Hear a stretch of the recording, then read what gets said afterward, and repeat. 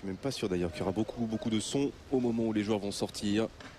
Car tout ce public de Gerland pour l'instant est totalement silencieux pour rendre hommage à Jean-Yves et à Mathias, les deux supporters de l'Olympique Lyonnais qui ont perdu la vie sur la route entre Lyon et Nantes il y a une semaine maintenant.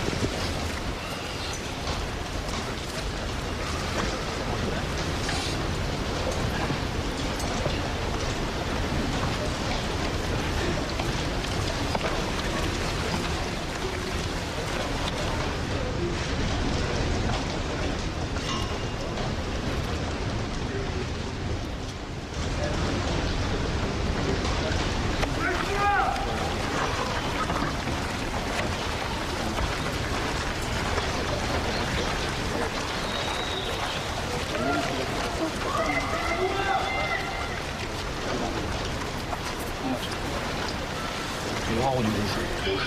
Rouge. C'est rouge. Ok.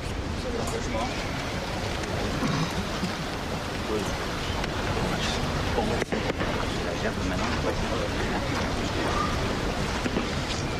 On ira après.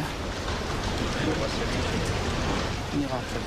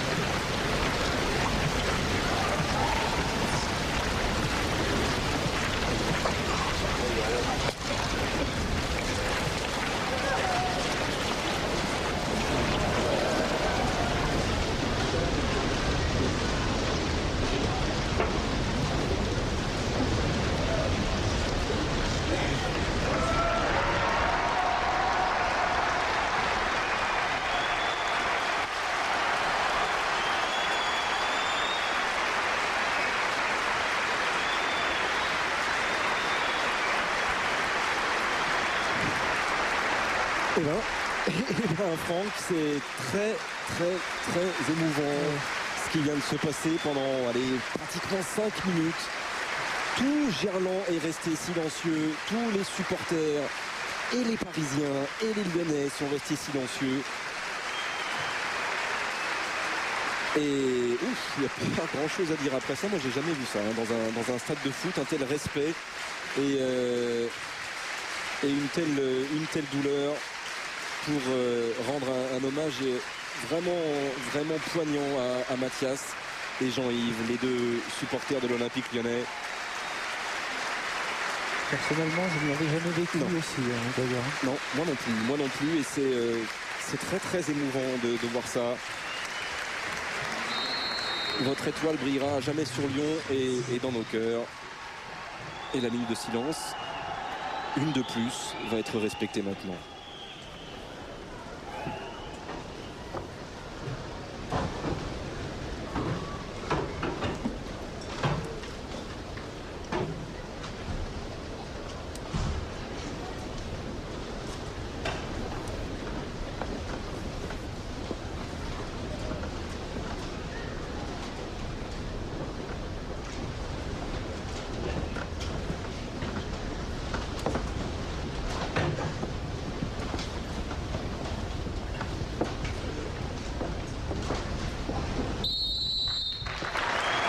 Et quand on dit que le foot est capable d'exalter les pires sentiments de l'être humain, il est aussi capable de faire sortir le meilleur, le respect.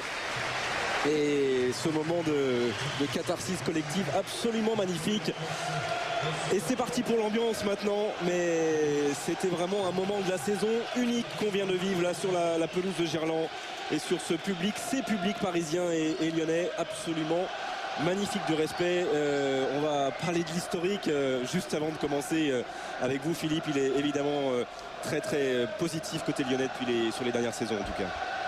Oui, pourtant traditionnellement le PSG était un très très bon visiteur ici, sauf évidemment les 10 dernières années, mais ces 10 années aussi qui correspondent à la montée en puissance lyonnaise jusqu'à ces titres. Et vous voyez que depuis 10 ans, le PSG n'a jamais gagné.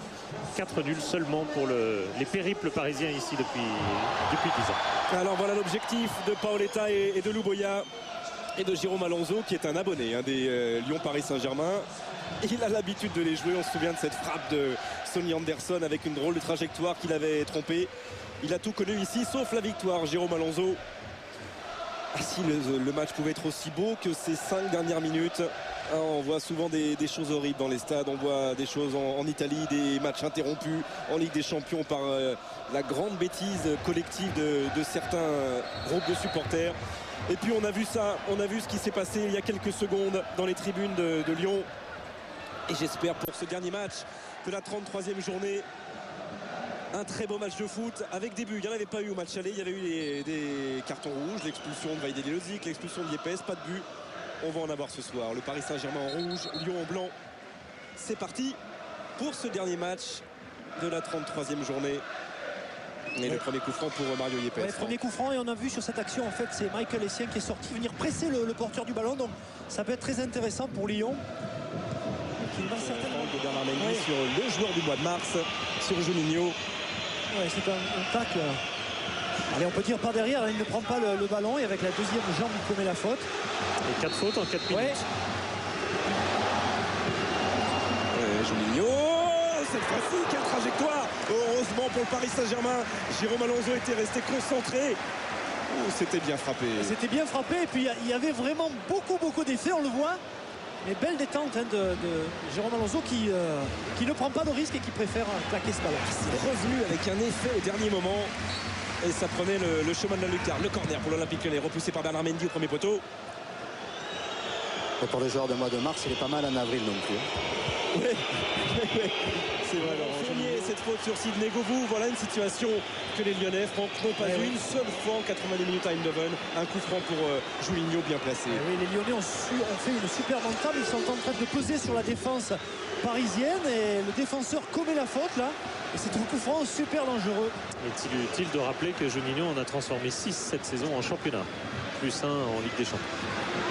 6 coups francs. 22 mètres la distance. C'est le même que contre Metz par exemple. Ouais. Et il faut pas oublier que ça même fuse. distance. Et écoutez le public qui, comme un sauteur en longueur, est en train d'accompagner presque des foulées de Juninho. Écoutez.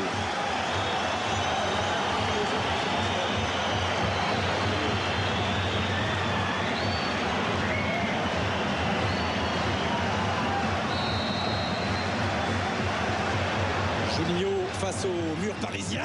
Et c'est sorti de 2 points par un Jérôme Alonso qui était parfaitement placé sur sa ligne. Ouais, belle performance de Jérôme Alonso. Il a bien lu la trajectoire surtout. Il ne s'est pas laissé enflammer. Il ne s'est pas enflammé. Il est bien resté sur ses appuis. On a vu Govou qui venait couper la trajectoire du coup franc de Juninho, qui a bien fait, il a touché cette balle. Juninho dans la surface de réparation parisienne. Ça va revenir avec ce centre de réveillère. Le contrôle. Et c'est bien. Juninho sans faute, repris par Sana. Et là encore Monsieur Colombo qui a raison, laisse l'avantage. Il n'y a pas eu de faute et il laisse le jeu se développer avec Abidal dans la course de Malouda. Malouda avec le retour de bien fort. On avait choisi la frappe du Guyanais et Alonso qui protège bien son premier poteau. L'action était splendide en fait. Super ballon là dans l'espace. On pense qu'il va centrer, bien non, on tente la frappe. Et la détente en fait est superbe d'Alonso. Et au second poteau, ce sera un corner concédé par Lorik Sana. Il est chaud, Jérôme Alonso, c'est clair. Après moins de 10 minutes, Yepes aussi. Il ne trouve pas la solution en ce moment, les Parisiens, pour ressortir de leurs 18 mètres. Ils se parlent beaucoup, ils discutent, mais ils n'y arrivent pas en ce moment. Et ils ont du mal, Laurent, à trouver en fait un attaquant pour lui jouer dans les pieds, prendre le temps de ressortir. Et nouveau corner pour l'Olympique Lyonnais. Mata au second poteau, intervention de Jérôme Alonso qui est parfait pour l'instant. Belle sortie encore une fois. Il reproche à ses défenseurs un petit peu de ne pas lui avoir parlé. Il aurait pu peut-être capter le ballon. Et nouveau corner, Juninho cette fois-ci pour le frapper. C'est sorti par la tête de Sylvain Armand. Ça va revenir avec Réveillère. Centre de Réveillère, le drapeau qui ne se lève pas. Et tête de Michael Essien. Cette fois-ci sans danger pour Jérôme Alonso. Le boulevard à l'heure actuelle, ils prennent l'espace. C'est ce qui fait vraiment mal à Paris dans la construction du jeu. De Mario Yepes et récupération Réveillère qui avait poursuivi son effort, qui était resté en place. Sidney Govou pour la frappe, elle est repoussée par un Jérôme Alonso toujours aussi précis, toujours aussi présent sur sa ligne. Il est plus chaud maintenant, il est bouillant. Et encore un bel appel de Sidney Govou sur ce côté droit, cette frappe instantanée. Qui n'était pas forcément cadrée. On l'a vu avec le ralenti de Jean-Jacques, elle fuyait peut-être le cadre, mais il a préféré assurer Jérôme Alonso. Et nouveau corner, le pied gauche de Malouda. Et Essien, Juninho, et il est sur la trajectoire, Alonso. Ça va revenir avec Mamadou Diarra. Et sorti cette fois-ci de Lorik Sana. Une possibilité de contre-attaque là pour les Parisiens. 5 contre 4 à jouer. Et l'accélération, il est passé Stéphane Paoletta, pardon, nouveau centre. Récupération signée de Claudio Cassapa. Ça repart pour l'Olympique Lyonnais. C'est bien, on n'a pas le temps de revoir un seul ralenti, c'est bon signe. On va d'un but à l'autre, d'une surface de réparation à l'autre.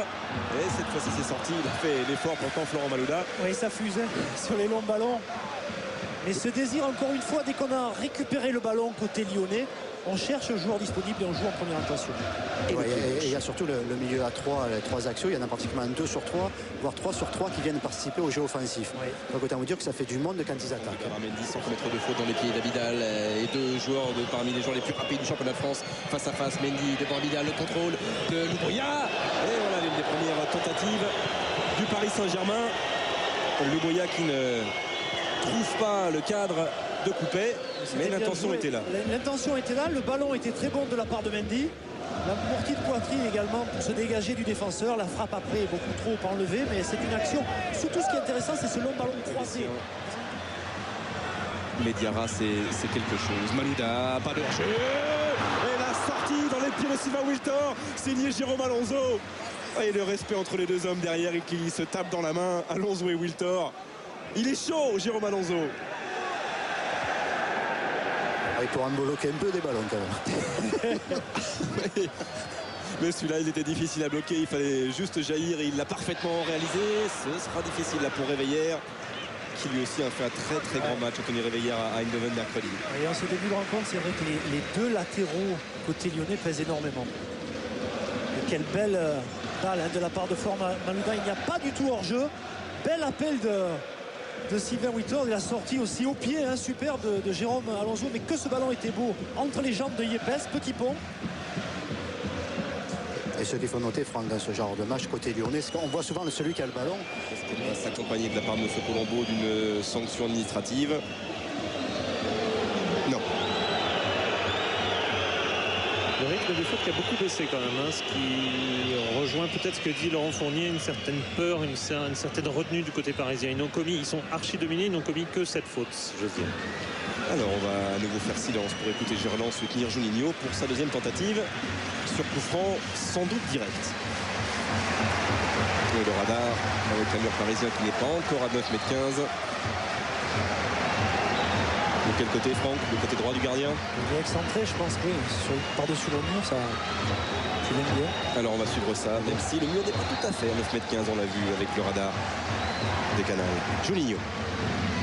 Oh, il était bien parti au-dessus de la transversale, c'était le bon côté, le côté droit.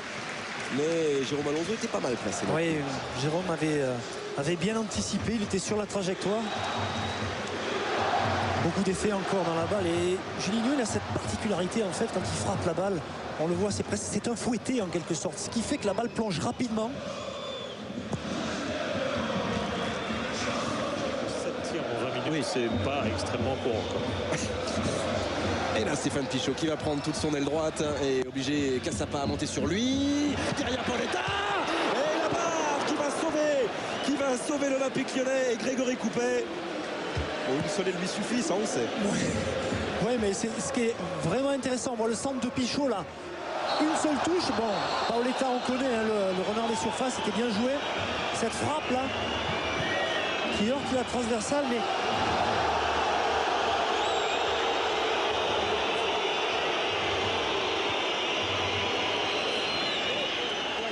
c'est vrai, Franck, pour Malouda qui va pouvoir ajuster. Il a relâché ce ballon, Jérôme Alonso.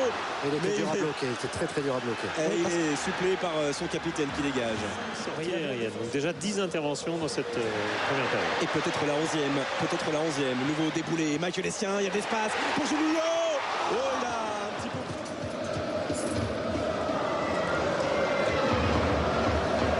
c'est le genou, j'ai l'impression, sur ce contact. Et pourtant, c'est très clair, le ralenti de Jean-Jacques Le Prouve, il cherche le ballon. Très clairement, Bernard Mendy, il ne cherche pas à... Il cherche le ballon et Essien a l'habitude de jouer aussi avec son corps dans la protection du ballon. Ça a été aussi sa première intention. Et... Là, il est solide, hein, il appelle le bison ici. Il est solide, ce sera le dernier mouvement de cette première période. Il sera parisien, Rotten avec Paoletta. C'est pour Louboya. Et l'ouverture du score, voilà. Pas de hors-jeu pour Louboya. Le dernier mouvement est décisif. Et Louboya qui a inscrit 2 buts en une semaine et qui vient marquer pour le Paris Saint-Germain au meilleur des moments possibles. Dans ce money time de la première période qui est d'habitude lyonnais, le Paris Saint-Germain mène 1-0.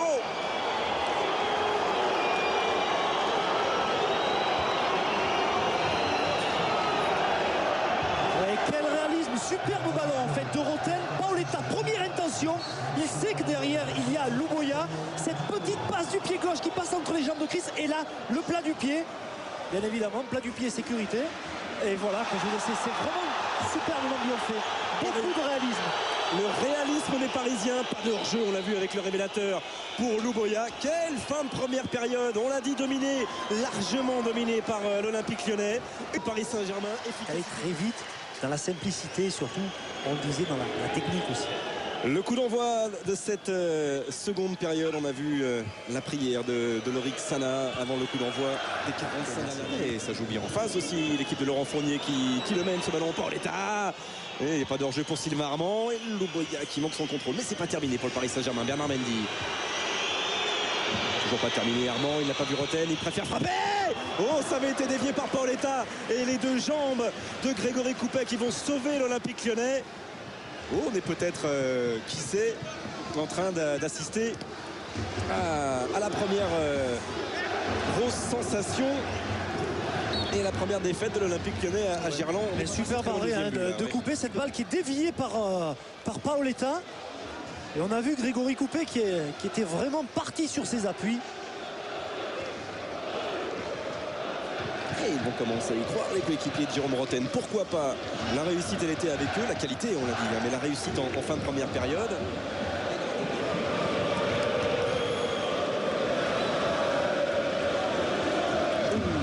Rotten qui a failli se blesser parce que c'est dangereux hein, de tomber là dans les escaliers qui mènent au vestiaire. Le Paris beaucoup moins martyrisé puisque ça y est, votre côté gauche. Et Laurent, rassurez-moi, vous n'avez pas été... Puisque c'est les seuls à avoir tiré au but en cette seconde période pour l'instant. 2 tirs déjà. Pardon, ça va, j'ai reçu de la pelouse dans l'œil, mais ça va. Il faut donner un peu de confiance. Donc c'est vrai qu'il joue beaucoup mieux, il faut un peu courir. Ceci dit, c'est des matchs aussi, je suppose, un peu difficiles à aborder après le match de mercredi, les efforts mentalement, moralement. C'est pas des matchs évidents à jouer, je suppose. Ouais, mais bon, vu l'entame de match qu'on a fait, on aurait pu dire que le mercredi est quasiment oublié parce qu'on a fait une bonne première mi-temps.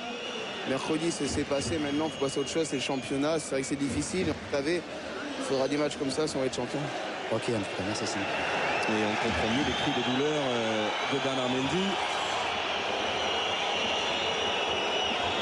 Avec ce contact dans le pas du tout. Juninho. Wiltor, le contrôle, la frappe du pied gauche de Sylvain Wiltor. Et encore une fois, les 2 points de Jérôme Alonso. Oh, c'est bien joué ça. On attendait une occasion lyonnaise. C'était, là voilà, la 80e, certes. Mais elle était claire, cette frappe de Sylvain Wiltor. Et il y a clairement un temps fort aussi du côté de l'Olympique Lyonnais. Pas d'hors-jeu nouveau pour Wiltor entre les jambes de Dépès. Et le retour de Sylvain Armand qui est venu aider son coéquipier colombien. Ça chauffe là dans les 16 mètres à nouveau. Oui, ça chauffe, mais quel beau retour de Sylvain Armand. Vraiment, le geste défensif est superbe. Et on voit la frappe. Et encore cet arrêt de Jérôme Alonso. Pas trop sollicité en deuxième période. Et ce bon contrôle en fait. Et c'est Pierre Fanfan qui essaie de tacler. Il est battu. Bel enchaînement avec cette frappe du gauche de Sylvain Wiltord. La belle détente. Et il donne toujours beaucoup, Sylvain Wiltord. On va le voir contrôler, se retourner jusqu'à la 90e minute. Chris aussi était monté. Et ce sera une sortie. Attention sur Malouda. C'est pas une faute parce que finalement il n'a pas été sifflé.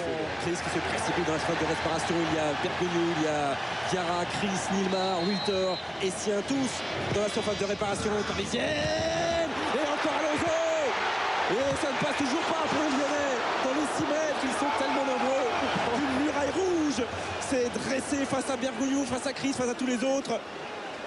Non, ça passera pas. Ça passera pas parce que regardez encore Jérôme Alonso, regardez. Encore un arrêt déterminant. Ouais, là c'est terrible. Là vraiment, mais aussi bon, il faut quand même insister aussi sur cette envie de la part des Parisiens de ne pas prendre de but, quoi. Ils sont par terre, le centre est superbement travaillé, il est même pas touché.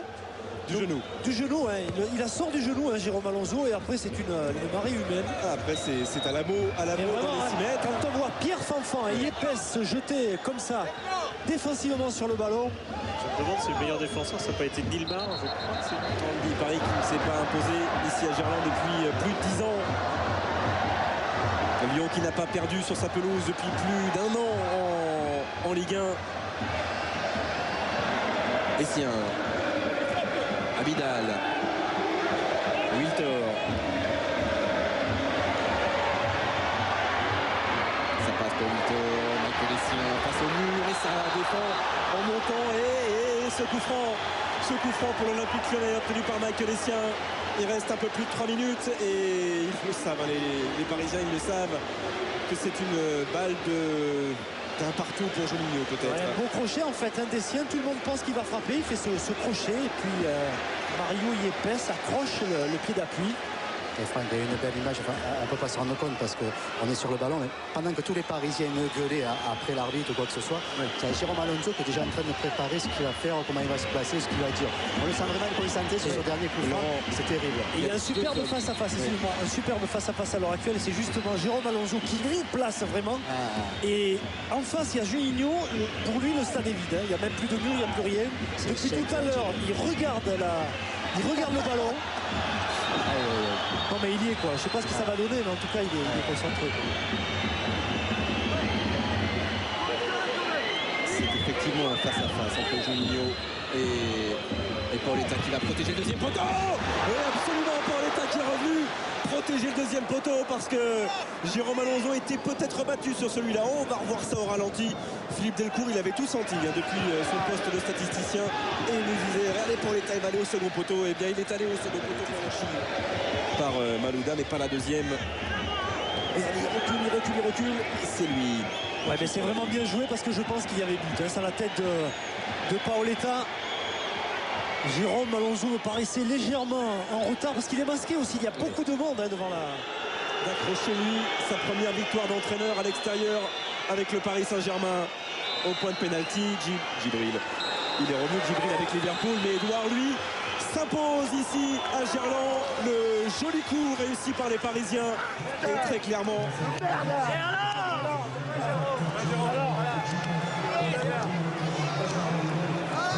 C'est ça. Très clairement les Lyonnais qui n'étaient pas remis de la Ligue des Champions. Dans les vestiaires parisiens. Ça fait 11 points d'avance avec un Lille-Monaco à jouer. Hein, Monaco-Lille d'ailleurs à jouer le 1er mai prochain. Lyon va être champion ou pas, Franck? C'est encore, je pense. Oui. Je pense. On peut toujours rêver, bien évidemment, mais c'est une équipe quand même qui affiche une belle maîtrise. Ce soir, elle a fait une première mi-temps superbe. Elle est tombée sur un superbe gardien aussi. Mais je pense qu'effectivement, elle est dans cette lignée. On peut toujours rêver d'avoir du suspense jusqu'au bout. Mais on en aura, c'est sûr, on en aura. C'est ce que vous sous-entendiez et on en aura du suspense, Franck. À Auxerre, par exemple, dimanche prochain, la note du match, on va la voir monter. Le symbole, c'est ce point de Jérôme Alonso, 13,71. Vous les abonnés, vous vous êtes régalés avec Jean-Jacques Msalem et son équipe ici et Nathalie Ramos et vous Franck et tous les autres. On va continuer à se régaler avec Hervé à Paris et dans toute l'Europe avec l'équipe du dimanche. Le foot continue sur Canal. Paris en tout cas a gagné ici ce soir, Hervé 1-0.